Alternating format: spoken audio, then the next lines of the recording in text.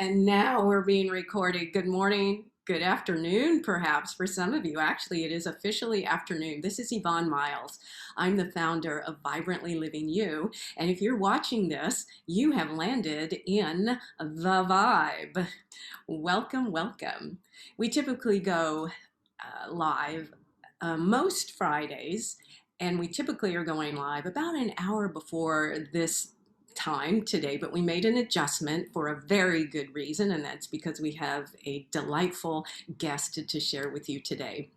Vibrantly Living You is a health and wellness, well, you know what? I call it a movement. It's a movement. It's all about providing you inspiration, motivation, and the know-how to be able to live your most vibrant life, a life of joy, a life of ease, a life of activity, a life of doing what you want to do with the people that you love doing it with.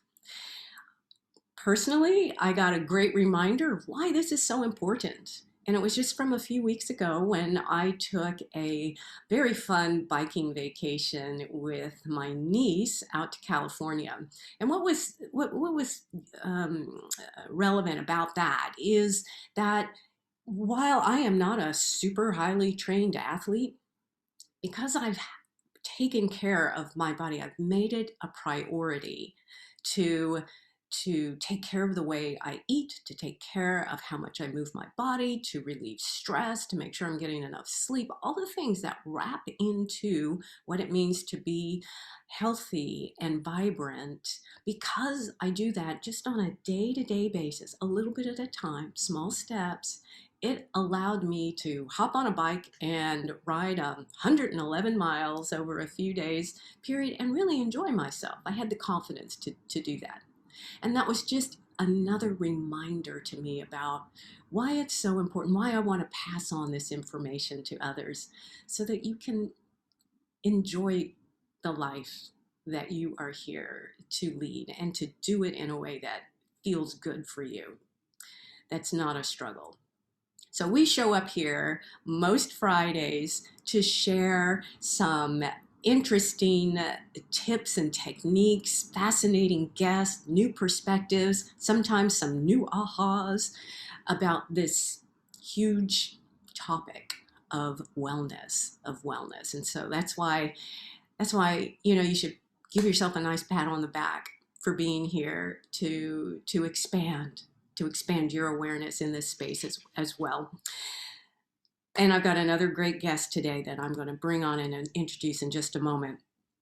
Now, last week we had a grief guide named Jennifer Cormier. And folks, I just want to say thank you for all of your comments, all of your reactions and responses to the program that we had last week. Much, much, much appreciated. We're actually going to be bringing Jennifer back next week. So if you did miss out on that episode and you want to see what you missed, great news. You can go to my website and catch up on that issue as well as some of the other past episodes. All you have to do is go to the website vlivingyou.com, and that is the letter V and the letter U, vlivingyou.com, and click on the videos page and you can see what you missed from last week or watch it again if you'd like to. Okay, as you know, since January, we have been exploring the topic of health through the lens of the chakra system. And what's the chakra system? Well, think of it as the energy pathways that naturally flow through your body, and they tend to sync up with where the major organs and glands are in your body. So it's like a blueprint for your ethereal body, your physical body, your ethereal body. And there are lessons to be learned there. We've been diving into those lessons because it's not just about the heart. So we started at the root chakra, and then we did the sacral, and then the solar plexus, and now for the months of July and August, we've landed here at the heart chakra. So let me tell you a little bit about the heart chakra. As you might guess, it is located here at the heart center, but it's more than just the heart. It's the entire region. We're three-dimensional beings. You have a front, you have a back, you have sides. So think of it as going all the way back to the spine. It also includes the ribs, the lungs, upper shoulders and spine, even the very top of your digestive system.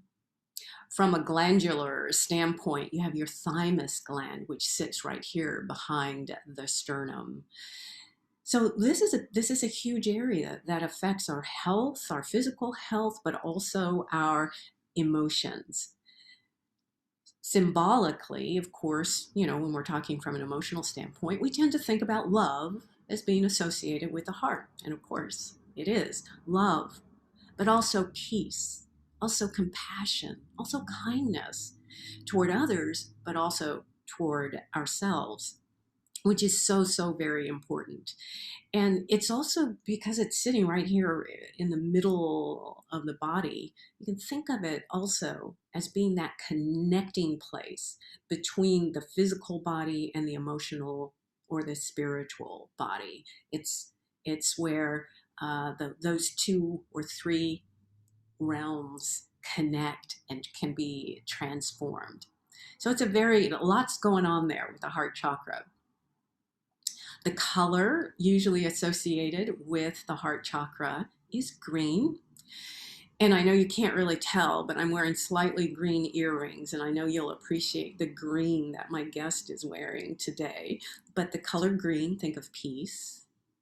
And if you're going to refer to the fourth chakra, the heart chakra, by its Sanskrit name, it's Anahata. I just love the way that sounds. It even sounds like heart, hata, Anahata. And it also brings out that element of air, breath, and air is another element, or is the element that is associated with the heart chakra. So a lot to work with here. Now, because we're talking about energy from a wellness standpoint, then, or just any standpoint, really, we want our energy to be balanced energy. That's really what we're going for.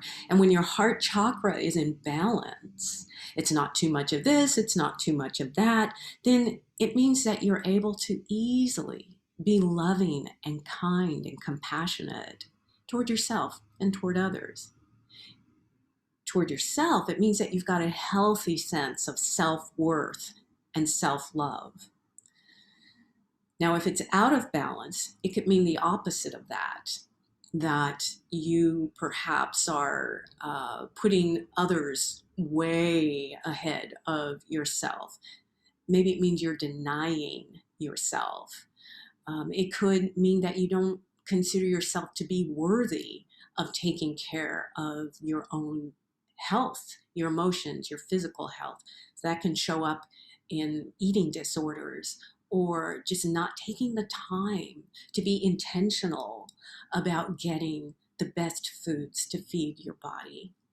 Or it could mean that you're neglecting movement in your life. It could show up in so many ways, and that feeling of disconnection, of unworthiness, that's becomes a real problem and can block you from living a really vibrant, healthy life. When it comes to pain, we've been focusing a little bit on pain here, certainly last week in the topic of grief. And now we're going to move into a little bit more about physical pain. So if you're out of balance there, if your energy is out of balance and you're experiencing pain, then that could show up as constant pain. And if you're in constant pain, then your world suddenly becomes very, very small. A lot of doors just are no longer open to you. I know I experienced this myself when I was recovering from surgery from a couple of years ago. It's all about avoiding pain, and a lot of times that means avoiding connecting with others and avoiding movement, and that can slow down the healing and maybe even continue the pain. I don't know if any of you have experienced that or not. If you have, if you're going through pain right now, um, then drop us a quick note in the Facebook chat. Perhaps somebody that you know and love is experiencing pain, or you're seeing their world begin to shrink because of pain. Let us know, because we want to find ways that we can make that easier for you.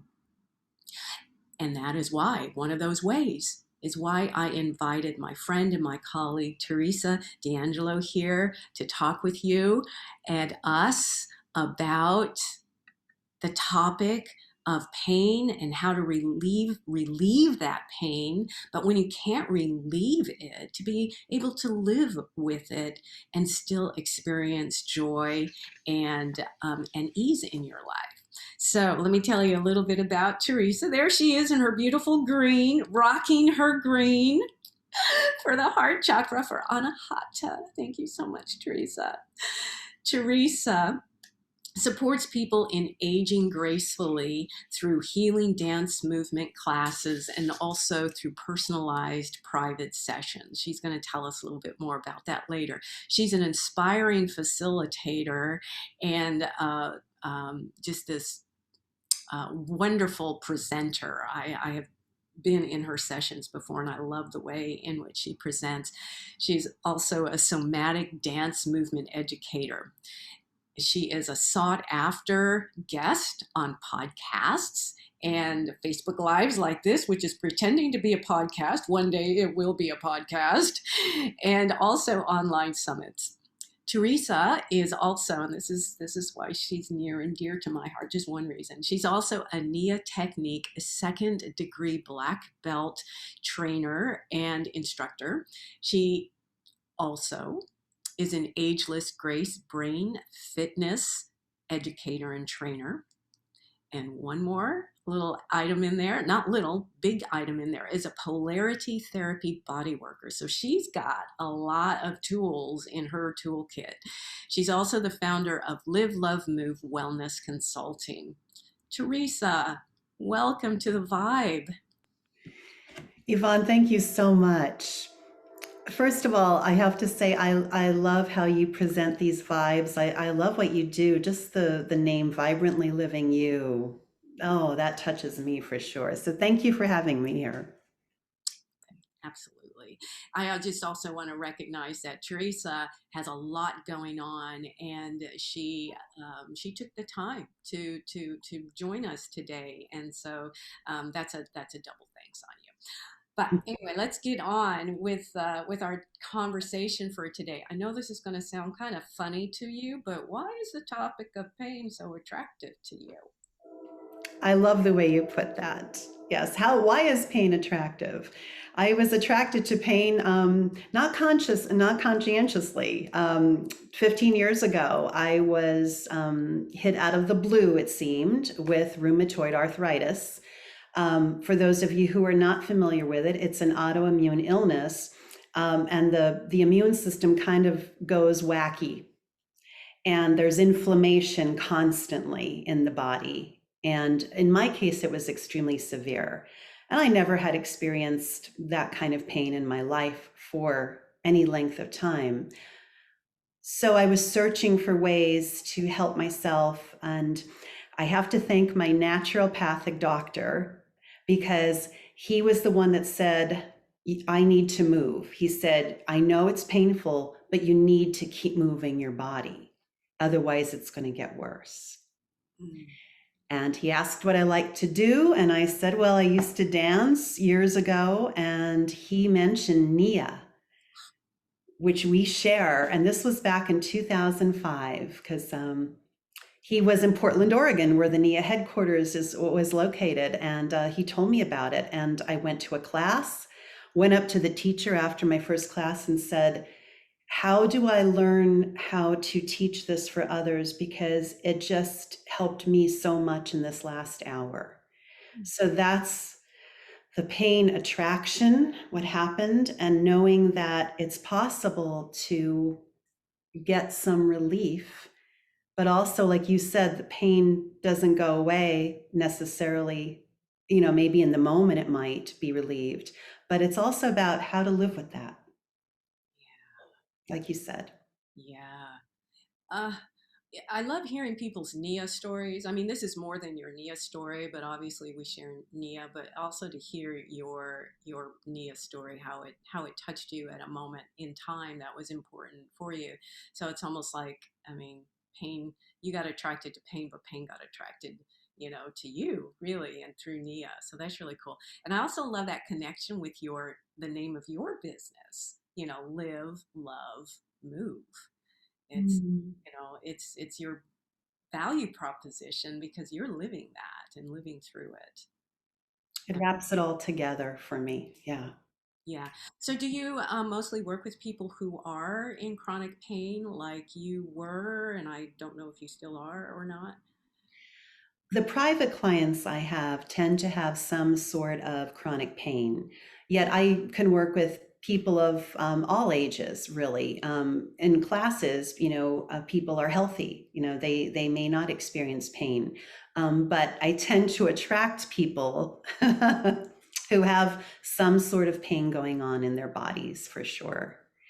Mm, Different ages too. And I work at several senior centers. We just went back in person after COVID, being away from it. And a lot of people in the senior centers, assisted living and independent living, have some sort of pain, arthritis, whatever it is. mhm.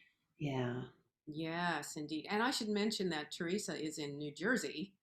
Yeah, and here I am in Houston. I do love that about our connections and being able to have these online businesses so we can make the world smaller. Yeah, make the world small in a good way. Make it smaller in a good way. Yeah. So you believe that pain is not the end of the story. Why is that? What have you seen? Maybe you can share a little bit more about what's happened to you, but also what you have witnessed in people that have come to work with you or dance with you. Sure. There was a time that I thought I was never going to walk without a cane again. I have a picture of myself, with the cane. And I said, this is my life. This is what it's going to be. And I would, I'd have ups and downs during the year. Sometimes I'd be okay, but other times I'd be on the sofa. And I literally had to stay so still because it was so painful just to even move my hand at one point. That's how incredible this inflammation was. So I thought, pain is my story. This is how it's going to be. And I can maybe get an hour or two of relief. But as the pieces of, I say God, spirit started to bring the puzzle together for me, I found natural medicine to help. I found pharmaceutical to help. I found movement to help. And putting it all together was the key ingredient. And I finally got to a place that I was able to start to move again. Because sometimes the pain is just so bad that, right, we need to rest and recuperate, like after surgery, at first. So I'm imagining. And that's how it all started. And I realized because of the magic of dance movement. There are so many good things, physical therapy, right? Martial arts, Tai Chi is so good, any kind of exercise. But what I love about dance, and I know I'm preaching to the choir with you, is that we can process the emotions through our body, the emotions that come with that pain. And that's what really, brought it first and foremost for me to continue teaching dance to people who are in pain and who are healthy. Because I know pain doesn't, it's this part of the story, but it's not the end of the story. There's more, there's possibilities. Oh, yes. And we all want to live in possibility and not be thrown into a particular box. We don't want to be defined by something outside of ourselves. I know that's the way I feel. And there are so many points in the story that you just shared with us, Teresa, that really speak to your courage, your courage to move through the pain, and the courage to hold on to possibility and to something that was bigger than the pain. I know that your clients and your students are quite fortunate to have you in their lives to keep them going. So, we're here to talk a little bit about the heart chakra and all of that, what that means. How would you describe the connection between pain and the heart chakra? What's your take on that? Oh, I love that question for sure. Pain in the heart chakra. I can speak from my own experience and from what I see in clients and other people is I didn't have much compassion for myself. In fact, I was beating myself up when I was in pain. I can't do what I could do before. I was working full time. I started to get foggy at work. What's wrong with me? Instead of giving myself that compassion of, honey, it's okay. Your body's in inflammation. You're trying to handle this the best you can. And until I got to that place finally of the compassion for myself, I realized, oh, the heart chakra begins here. It begins with the love for ourselves. And then I find it easier to be compassionate toward other people, my husband, and I'm good in bad days, and in general, yeah. But it's here, and I think, if I may, Louise Hay's book really inspired me. She talks about different illnesses, things that happen to our bodies. And in my case, with rheumatoid arthritis, her take on it was that anger gets stuck, emotions get stuck in the joints. Mm-hmm. And that really hit home for me, that it was holding things in and not letting myself breathe through my heart. Mm-hmm. Mm-hmm. Yeah. Yeah, big aha there for me.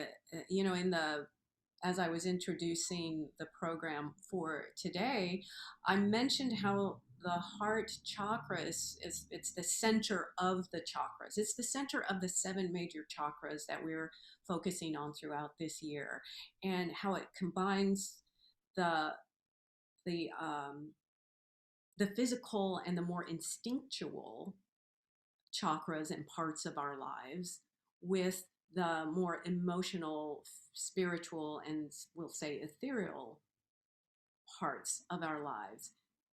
And you just brought that into form. You just brought that into form because before you were willing to extend kindness to yourself and compassion through your heart chakra, you were in pain. You had that story of, oh, this king, that's me in my life now at my young age. That's I've come to the end. But once you opened the door, you opened up that heart chakra and began to express self-kindness and compassion, then suddenly opportunities presented themselves.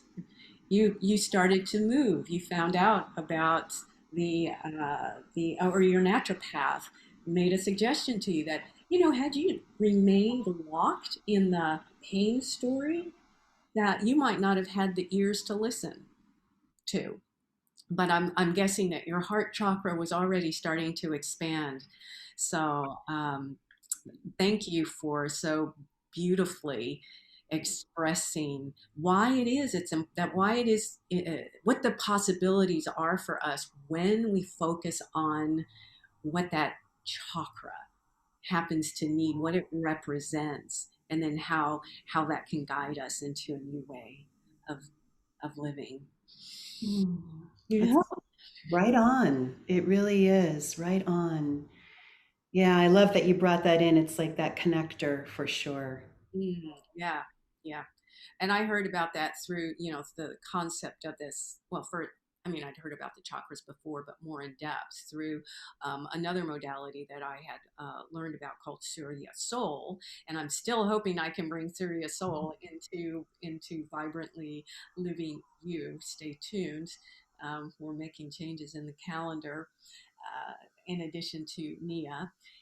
And that was when I started to hear more about Louise Hay, and certainly about this concept of the heart is that center. It's where you switch off, and or switch off is maybe not the right word. There's something that happens. It's when you make that leap from the physical into the emotional, and then back down. So enough of that. I know I get these new ideas, and it's like, I love it too. I love the chakras, as you can tell yes, behind me. gorgeous. Yeah, I need to get one of those back there. Okay. Now you've already alluded to this before, but most people who are in pain, they want to limit their movement. And so why is it that you recommend that movement is the way to be kind to your body? Because this is all about kindness and compassion. Why movement? Absolutely. It's key. When I couldn't move, I said, there's no way. That was my first response to my naturopath. I couldn't even imagine it. But I was thinking in terms of how I moved before, going to the gym, really working out more intently. But the movement's so important because as we look at our bodies, right, especially through the practice of Nia, and if we just play with our joints, everything in our body's designed to move in some way. Our shoulders, our head, our hips, our rib cage, our knees. And if we don't use them like the Tin Man in The Wizard of Oz, when he got frozen, that kind of thing, not to that extent, hopefully, but that can happen. The old adage, if you don't use it, we lose it. And it keeps our body moving. It keeps it somehow mobile. Mm-hmm. But it's also the brain is sending signals as we move, and it's releasing good chemicals in the body, the serotonin, the dopamine, that's going to help us even in the moment to relieve some of that pain. Mm-hmm. So the reasons to move are, to keep ourselves mobile and moving so we don't hurt more, Mm-hmm. or stiffen up even more, but also to release those good chemicals also. To release the good ones, and also to release the bad ones. The cortisol, the adrenaline, perhaps, the tension, the stress. It gives it a pathway. I went for a very short little bike ride before today, and I was reflecting on. I almost hate to bring this up, but right now there's just so many stories about people behaving badly on airplanes. And it's so sad to hear. And the thought that I had this morning was, well, a lot of it has to do with we're coming out of this lockdown, right? And Right. so where people have been constrained, and then if they have a life where they're not able to express themselves through movement, through dance, in a healthy way, then all of that energy is just getting contained, right? It's getting locked up. And then you put somebody in a tube, with very narrow walls, and you go up into the sky and everything else, and look what's happening. It reminds me of fidgety children. Kids have to move. It's because their bodies are actually growing. Their cells are expanding. They are growing before our eyes, and they have to express it. They can't sit still. And so movement, as you say, it's fundamental. It is, um, we're built to move. We're built to move. And so, yeah, that's a good reminder there. Very good reminder. So speaking of being built to move and moving, you've got something coming up soon, don't you? I do, very soon, tonight, in fact. Everybody listen up. Listen up. Okay, tell us about it, Teresa. So there is a Nia version, if you will, called Moving to Heal. And this is for people who are experiencing pain in the body, or maybe you haven't moved in a long time and you're just getting back to moving your body. It's a beautiful, gentle way to move. And I have a free class tonight, East Coast time, 5 p.m. That would be, I guess, 4 p.m. Texas time, Yeah, Central, right? 4 p.m. Central, 3 p.m. Mountain, unless you're in Arizona, and then it's Pacific time. So that's a 3 hour difference, I think. Yeah. It is, yeah, 2 o'clock Pacific. And what we're going to do is we're going to spend some time moving, just really feeling good in your body, a nice way to begin the weekend. And I'll be talking about my upcoming program called Relieve Chronic Pain. It's a journey of healing and inspiration for women. So I'll be giving a little preview of what to expect in that course. That's actually starting Monday, but we're going to take registrations through August. So tonight's the key. It's a free class that you can join. And you have the link, I believe, Yeah, Yvonne, to we share. are. It's probably already out there on Vibrantly Living You business page and my private group. If you're not a part of my private group, would love for you to join. It's called Vibrantly Yours, and the link should be posted out there. And we'll also make sure that we get a link to your course in case you're not able, for any reason, to attend tonight's session. Oh, wait, how much did you say tonight's session costs? 0. It's free. It's free. Yes. So, oh, that is fantastic. I've taken several classes with Teresa before, and she's just got a lovely way of moving, a way of guiding, but also a really good ear for music. I really do really appreciate the music that you bring into the experience because that's really a big part of it. So, um, a nice, gentle, fun movement experience with Teresa tonight for free. And then definitely be sure to check out her chronic pain. Say the name of it again. It's called Relieve Chronic Pain, a journey of healing and inspiration for women. Oh, that just sounds so beautiful. What a nice way to be kind to yourself. Really nice way to be kind to yourself. So, if you were one of the people who gave us a thumbs up or a heart or a whatever emoji at the beginning because you are experiencing pain or you know somebody that is experiencing pain, then you're going to want to jump into Teresa's wonderful course. Definitely at least go take a look at it. We'll make sure that we get a link out on the site for you to connect with or join her tonight. That link is already out there, so have a look at it. Wonderful. Oh, so much, um, so much learning here and remotivation. For us here at Vibrantly Living You, that we're on the right path. That it's all of these things are connecting and all of these things are important. Oh, just one other little tidbit I want to point out um, is the difference between movement and exercise. And Teresa talked about that.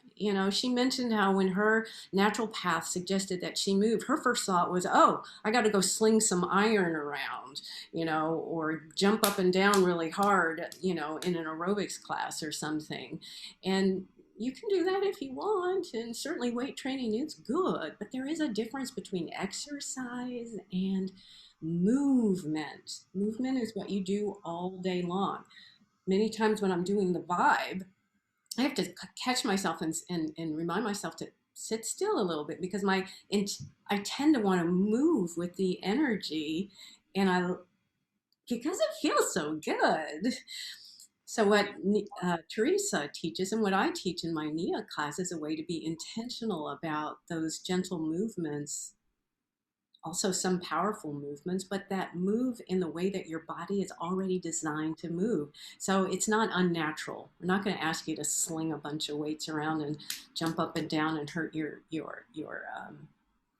joints. So that's why a lot of times we talk about movement and not so much exercise here. Just wanted to point that out. And when she made that connection, you know, her heart chakra opened up. She discovered Nia. She discovered Ageless Grace. We'll have to have you back on to talk to us about Ageless Grace Mm. and about polarity therapy. Oh, so much to dive into. It's Here I juicy. I love what you do. You have so many cool guests on, and it just brings such richness to people, to your audience. It's priceless. go. Yeah. Well, we've already come to close to the end of this week's vibe. And before I go, I do want to mention what has become a tradition here, the chakra food and the chakra move of the week, for you to gently invite in something new to play with, to experience. So the chakra food, I'm sure you're expecting me to tell you to eat another green leafy vegetable. And you should, my gosh, you should, because leafy vegetables such as broccoli and asparagus and spinach contain vitamin B. And guess what is important about vitamin B?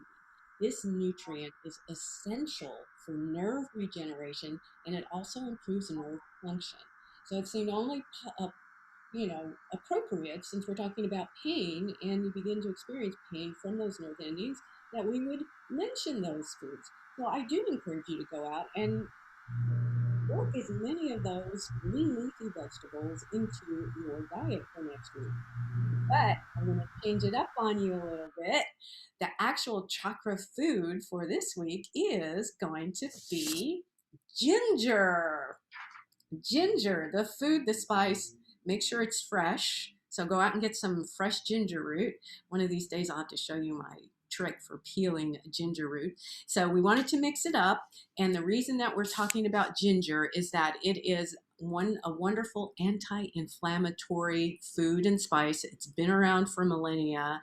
It contains a phenolic compound called gingerol, and that has been known to be linked to being anti-cancer and anti-inflammatory, and it's good for heart health.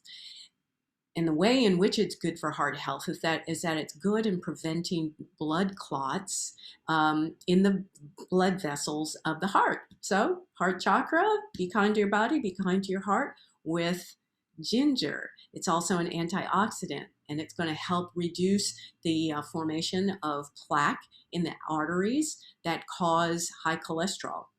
And anything that's an antioxidant is also going to be anti-inflammatory. You heard Teresa talk quite, um, you know, uh, um, you heard her talk about her rheumatoid arthritis, and that's all about inflammation. So ginger, get as much, go find some recipes that require fresh ginger. And I just I just love how it just really, what's the word I want to use, is it makes the flavor of something just pop, completely pop. So try some fresh ginger with your leafy greens, preferably. And then for your chakra move, I decided, especially since Teresa was here and we want to be really kind to ourselves, that the easiest thing to do in the world is just lay up close to a wall with your legs up the wall. I've come to learn that this is a important yoga position, and it couldn't be easier to describe. Just lay on the floor with your backside scooted as close to the baseboard as you can, and put those legs up the wall. Let your arms rest out at your side, maybe in a T, or if it's more comfortable, down by your sides. And if a wall isn't available to you, wall space isn't available to you, you can use a sofa or a chair and just put your legs up on the chair. So that's your assignment for the week, should you decide to accept it. And I hope you do. As always, I do invite you to connect with me for a 30-minute complimentary Vibrant for Life breakthrough session. This is an opportunity for us to get to know each other a little bit better, and for us to discuss, what's that one thing that's standing in your way of being able to get on that path, a sustainable path of vibrant health. And if there's something that I can offer to you, one piece of advice, then I'm committed to doing that for you, because I'm taking a stand for everybody to have a vibrant life. So you can find a link to sign up on my calendar on my website, vlivingyou.com. Letter V, letter U, vlivingyou.com, and sign up for your totally free Vibrant for Life breakthrough session. There is absolutely no cost to you. Now, for next week, Jennifer Cormier is going to come back. We're going to have discussion number 2 about grief. So I'm sure that you'll want to, I do hope that you'll be here with us. That brings us to the end of today's Vibe. But I got to say a big, wonderful thank you to Teresa for being here with us today and sharing your heartfelt passion about helping people move through pain. Mm, my pleasure. Thank you so much. It was an honor to be here with you and your audience. Wonderful. We will get that information out about her course and be sure to sign up for her event tonight. That's it, everybody. Ah, so fun.